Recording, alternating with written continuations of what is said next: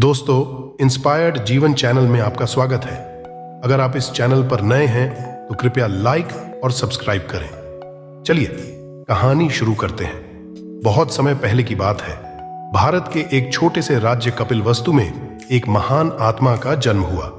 उस बालक का नाम सिद्धार्थ रखा गया, जो आगे चलकर भगवान बुद्ध के नाम से प्रसिद्ध हुआ।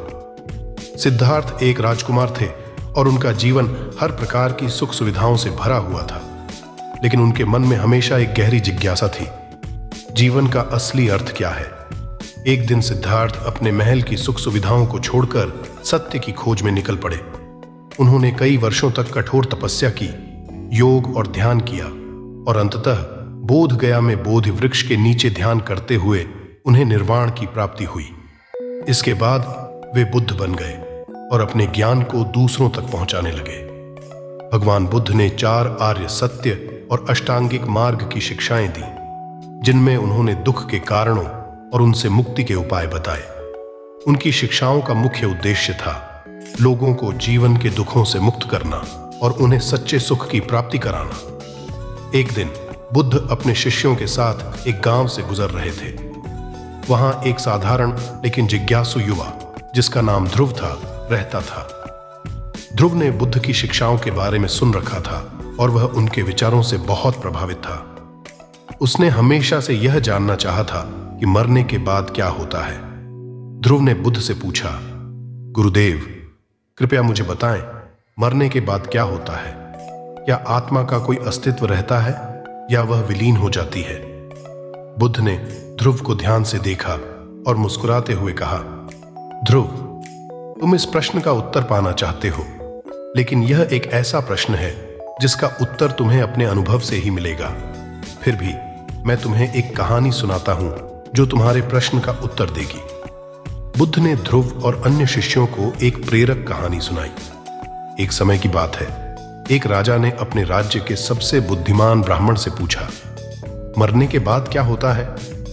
ब्राह्मण ने उत्तर दिया, राजन, यह ऐसा है जैसे एक जलता हुआ दीपक बुझ जाता है। जब दीपक बुझता है तो वह प्रकाश कहां जाता है? वह नष्ट नहीं होता, बल्कि अन्यत्र विलीन हो जाता है। राजा ने फिर पूछा, तो क्या आत्मा भी इसी प्रकार विलीन हो जाती है? ब्राह्मण ने कहा, नहीं राजन, आत्मा एक ऊर्जा है जो कभी नष्ट नहीं होती। वह केवल एक शरीर से दूसरे शरीर में स्थानांतरित होती है। बुद्ध ने अपनी कथा समाप्त की और ध्रुव से कहा, जीवन और मृत्यु का चक्र अनंत है। आत्मा न तो जन्म लेती है और न ही मरती है। यह केवल एक शरीर से दूसरे शरीर में यात्रा करती है। मृत्यु के बाद आत्मा अपने कर्मों के अनुसार नया शरीर धारण करती है। इसलिए महत्वपूर्ण यह है कि हम अपने जीवन में कैसे कर्म करते हैं। हमारे अच्छे और बुरे कर्म हमारे अगले जीवन को निर्धारित करते हैं।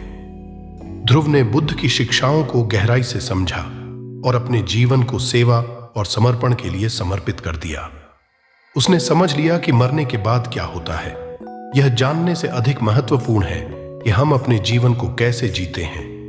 उसने बुद्ध की शिक्षाओं का पालन करते हुए अपने कर्मों को सुधारने और दूसरों की सेवा करने का प्रण लिया।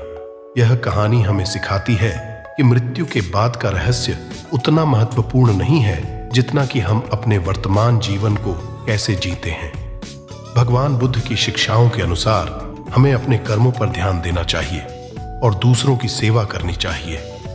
जब हम निस्वार्थ होकर जीवन जीते हैं तो हमें सच्ची शांति और संतुष्टि प्राप्त होती है। यही भगवान बुद्ध का संदेश है, जो हमें सिखाता है कि सच्चा सुख और मुक्ति अपने कर्मों और आत्मज्ञान में निहित है। ध्रुव ने बुद्ध के सानिध्य में रहते हुए कई वर्षों तक साधना की। उसने बुद्ध की शिक्षाओं को गहराई से समझा और उन्हें अपने जीवन में उतारने का संकल्प लिया। उसने गांव में एक छोटी सी कुटिया बनाई और वहां रहने लगा। वह गांव वालों की सेवा करने लगा, बीमारों की देखभाल करने लगा और बच्चों को शिक्षा देने लगा। ध्रुव ने अपने जीवन को पूरी तरह से परोपकार और सेवा के लिए समर्पित कर दिया। ध्रुव का जीवन एक आदर्श बन गया। गांव के लोग उसकी सेवा भावना और निस्वार्थता से बहुत प्रभावित हुए। वे उसे अपने मार्गदर्शक के रूप में मानने लगे और उसके बताए मार्ग पर चलने का प्रयास करने लगे। ध्रुव ने उन्हें सिखाया कि सच्चा सुख और शांति केवल दूसरों की सेवा और अपने कर्मों को सुधारने में है। एक दिन बुद्ध पुनः उस गांव से गुजरे और ध्रुव की सेवा भावना और परिवर्तन देखकर बहुत प्रसन्न हुए। उन्होंने ध्रुव को आशीर्वाद दिया और कहा, ध्रुव, तुमने जीवन का सच्चा अर्थ समझ लिया है। तुमने अपने कर्मों को सुधारने और दूसरों की सेवा करने का जो मार्ग अपनाया है, वही सच्चे सुख और मुक्ति का मार्ग है। दोस्तों, आशा है कि आपको यह कहानी प्रेरणादायक लगी होगी। कृपया हमारे चैनल को सब्सक्राइब करें और इस कहानी को अपने दोस्तों के साथ शेयर करें। धन्यवाद।